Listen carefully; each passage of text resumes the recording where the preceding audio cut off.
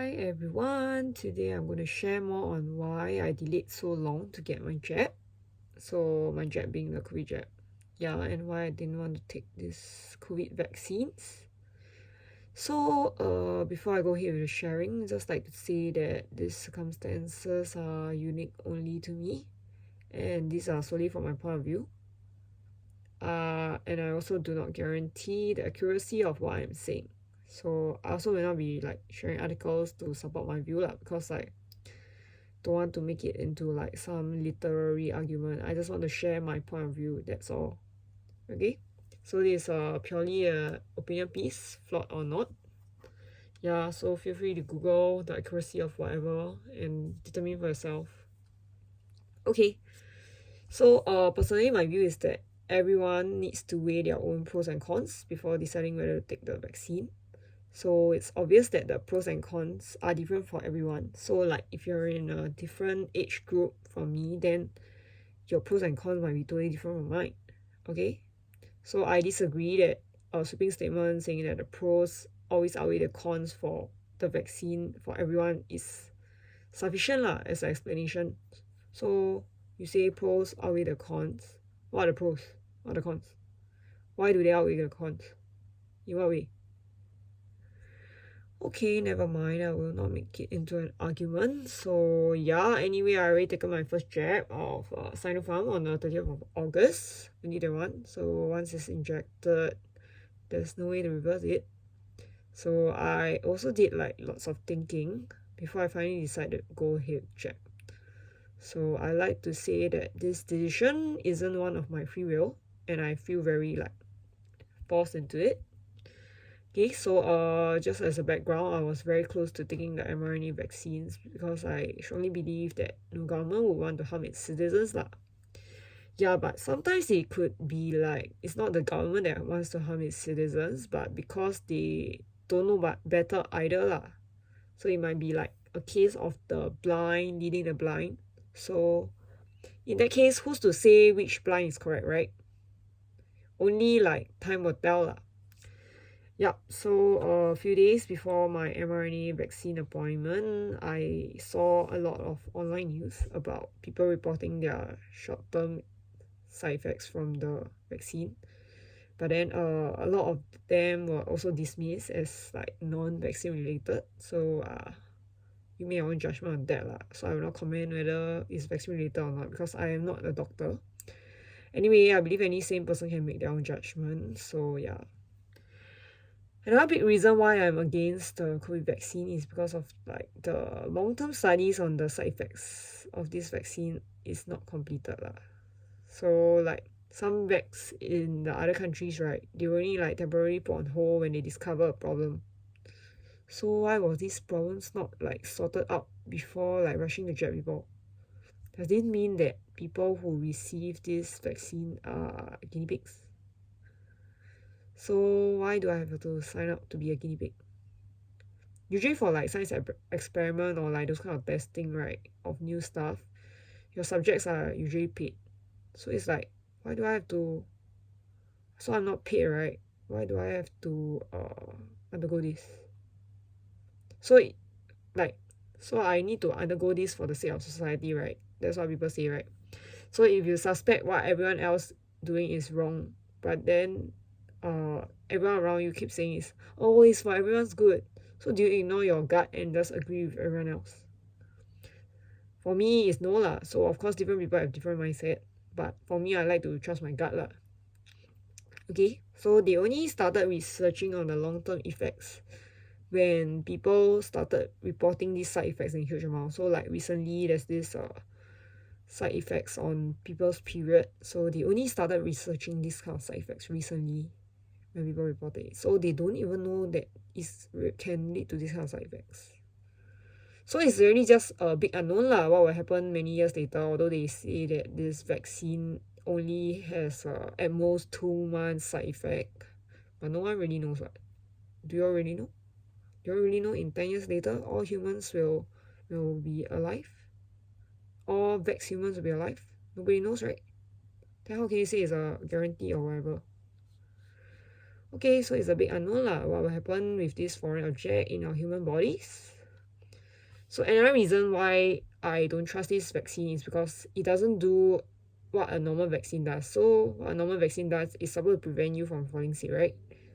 But this vaccine only has like weak protection against you catching the virus. So as you can see, there's lots of cases nowadays. So is the vaccine really working?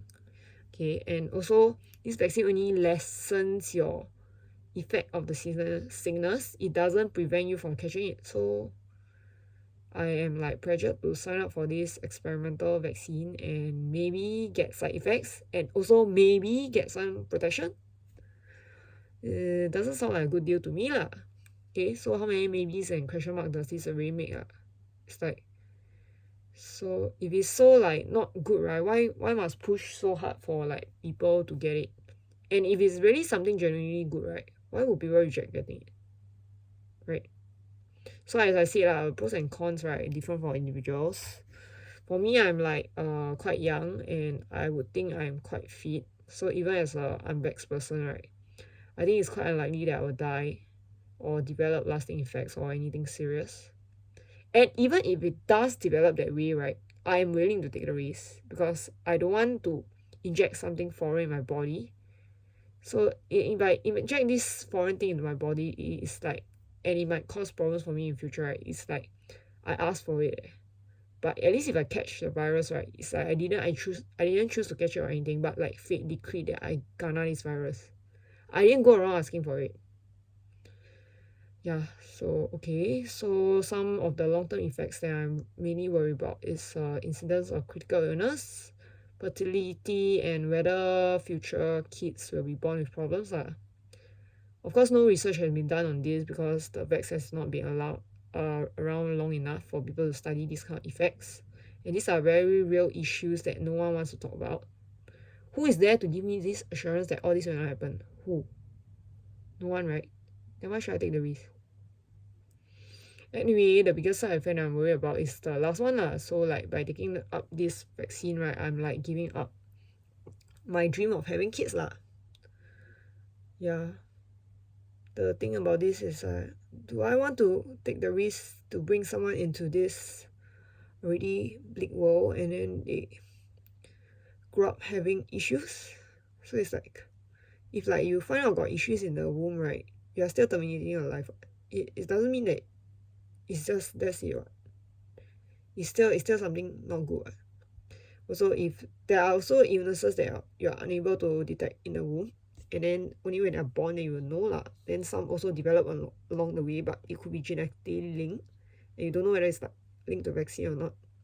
So for me, I struggled really hard with the decision because to me it's a life-changing decision. I've been so scared that I've been having like nightmares, so this has been affecting my mental health as well. Yeah. So anyway, I don't think we really have a choice in Singapore now with this like vaccine differentiated measures. So as a backup plan, I guess I'm settling for this non-mRNA vaccine. Yeah. So this decision is it means a lot to me lah because like I felt like I gave up my chance of being a parent. So even if we have this small chance that my kid can turn out differently because of the vaccine, I'm not willing to take that risk lah. So having a child is like a lifetime commitment, and you must be prepared for the minute chance that they will not be normal. There's just too much unknown surrounding this vaccine, and by the time all the research has been completed, right, I will probably be too old to have kids. Yeah. Okay, so I gave up my future chances to have kids because I want to just live a normal human life in my own country. So this vaccine differentiated measures for the unvaxxed, right? It really makes one feel like a second-class citizen. And like, because, I mean, obviously most of my friends are actually vaccinated, so it also causes like many inconveniences to them lah. So after the long consideration, I am giving up my kids for whatever is happening now lah. I just want to be a normal citizen. Okay, so I think these vaccine differentiation measures are here to stay. So without these measures, right, I would have never gotten vaccinated. I just want to say that. I don't want it. I really don't want it. So I don't advise people to not get vax also, because they need to weigh their own pros and cons. It's not the same for everyone. Yeah, you make your own choice. So I realized that many people actually did not get to exercise their choice because not enough information was provided them. Those people that they took it much earlier, there's not much info. Yeah, so it's really not fair to them lah. Like they got injected with something that can possibly affect their whole life and not know actually what the gist is happening, you know, like what's happening, what's this thing they are injecting me, new technology, did they even know that? Okay, anyway, so there are many reasons why people choose to be unvaxxed. Some people just have allergies and then they are just really scared lah. There are people who are unable to take the vax because they are very allergic to a lot of things. Like their heart can literally stop when you inject something they are allergic to, or they cannot breathe totally. So is it really so wrong to be scared of something so unknown? Why should people discriminate against people who are scared? Also, if you are already vaccinated, right, then if the vaccine is so good, right, and you are already protected and the vaccine is effective, right, so why do you care whether others are vaccinated or not? You are vaccinated, your vaccine will prevent you from having serious illness, right? Anyway, with this endemic situation, it's pretty sure that everyone will eventually get COVID. So I'm just stating like that's what the government is working towards, right? So they are trying to like make it endemic. So endemic means everybody will treat like a common flu and everybody will get it, right? Okay.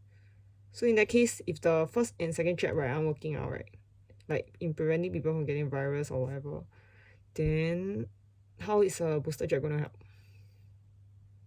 Can we please find other ways to deal with the virus instead? Or if you really want, just treat it as endemic like the Danish people, just open up everything lah.